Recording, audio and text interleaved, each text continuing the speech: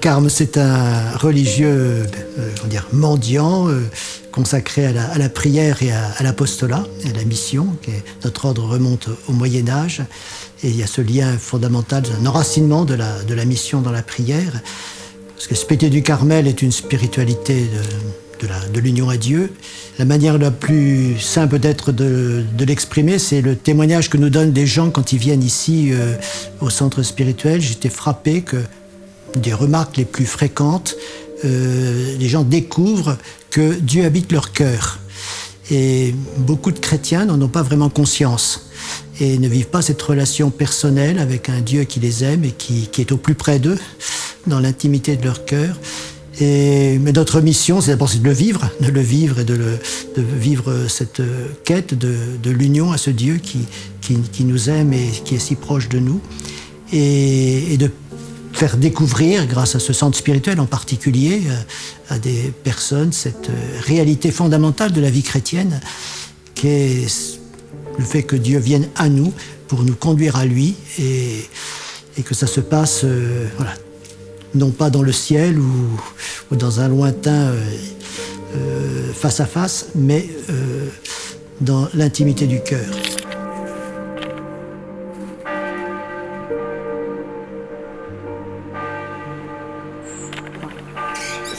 6h05 là ? Devant le visage. Sinon je le vois pas. Si je le vois pas, ça sert à rien. Nous fêtons aujourd'hui Notre-Dame du Mont-Carmel, 16 juillet, qui est la patronne de notre ordre, mais aussi la patronne du couvent d'Avon. Donc c'est une fête importante. Et je crois que ça dit bien notre identité, puisque nous sommes fils de la Vierge du Mont-Carmel. En tout cas, c'est la figure importante de notre ordre, avec le prophète Élie.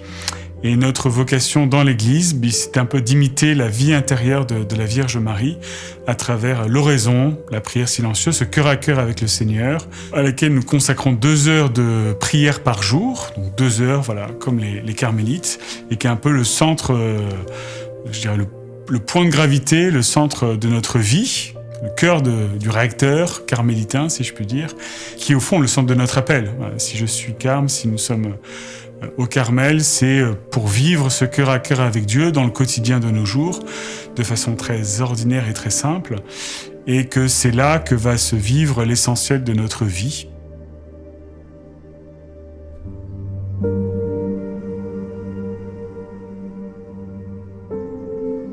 Alors, par ailleurs, la communauté tout entière est investie au service du centre parce que, par sa prière, par sa vie liturgique, nous offrons aux personnes qui viennent un cadre de prière, et des aspects qui est très apprécié, c'est de pouvoir prier avec les frères et en particulier de faire cette expérience de l'oraison ensemble. Rester 1 heure en silence avec d'autres est une belle expérience et ça aide à entrer dans ce mystère de l'oraison.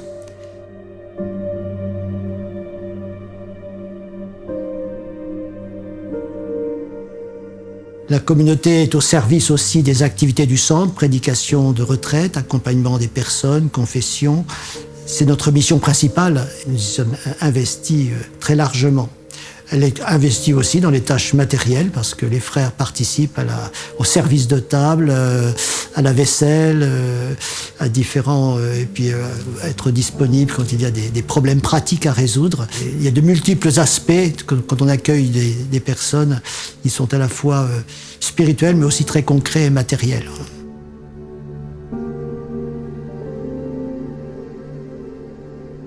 Voilà, donc tout ça constitue un peu notre vie, cette vie de recherche de Dieu, cette vie contemplative, cette vie fraternelle en communauté et cette dimension de transmission et de partage de la vie spirituelle. Il y a une tradition spirituelle assez remarquable de plusieurs siècles avec des grandes figures de sainteté.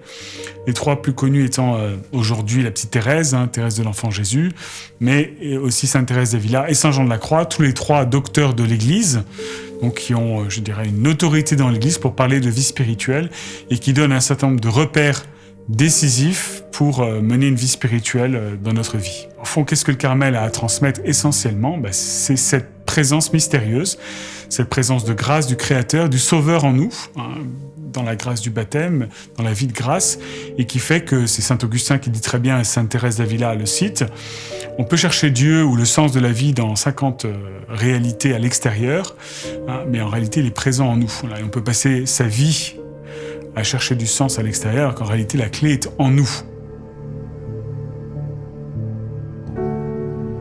Et au fond, l'essentiel du Carmel, c'est d'aider les gens à prendre conscience que ce qu'ils cherchent, ils l'ont en eux. Mais simplement, comme dit saint Jean de la Croix, cette présence, elle est cachée en eux, et il s'agit d'apprendre à l'apprivoiser, à la chercher. Et donc, les plus belles expériences, je pense, que nous pouvons vivre, nous, comme frères Carmes au centre spirituel, c'est de rencontrer les personnes qui font cette expérience, qui repartent de là en disant « Tout est là et je ne le savais pas ». Bien tard je t'ai aimé, ô beauté si ancienne et si nouvelle.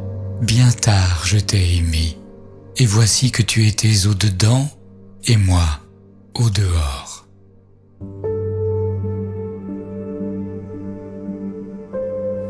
Cette union avec le Seigneur, ce cœur à cœur avec lui, nous fait entrer dans les profondeurs. Et nos profondeurs, elles sont habitées par des ombres et des lumières. C'est un lieu aussi de combat spirituel. Et le charisme du Carmel, c'est de vivre ce combat pour le monde.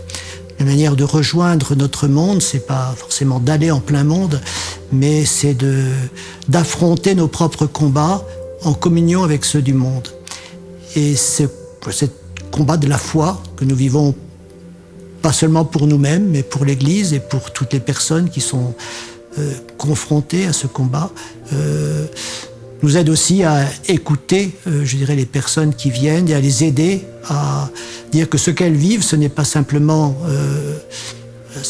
une traversée qu'elles ont à vivre et qui est essentielle pour elles-mêmes, mais qu'elles le vivent en solidarité dans la communion des saints, dans la vie de l'Église, et que c'est important aussi pour les autres, et que tous nos combats ont une dimension spirituelle, ont une dimension communautaire, ecclésiale, et que les traverser avec le Christ, c'est participer aussi à son œuvre de salut dans un monde souvent en souffrance.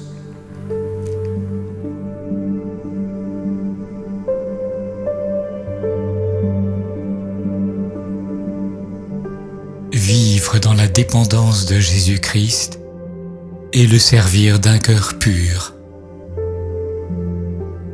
Et de découvrir à travers l'écoute, l'accompagnement, que le Seigneur fait son œuvre, que les personnes retrouvent la paix. La situation n'est pas, magiquement transformée, mais elles retrouvent la grâce pour l'assumer et pour voir un chemin possible à travers ce qu'elles vivent. Une joie particulière, c'est voir des gens qui sont très touchés par le lieu, qui vivent aussi des expériences spirituelles avec le Seigneur, des gens qui se convertissent parfois. Il y a quelque chose là d'une expérience de la communion des saints, au fond, une expérience de l'Église. Et ça, c'est manifestement toujours l'œuvre du Seigneur, parce que ça se fait d'une manière inattendue et parfois déconcertante. Eh bien, on vit cette grâce aussi de recevoir des autres, des joies, des peines, et d'être porté par les autres, mystérieusement. Et ça, c'est assez extraordinaire. C'est à lui de guider, je dirais, la mission, aussi bien dans les réalités les plus spirituelles que dans la gestion du quotidien la plus concrète.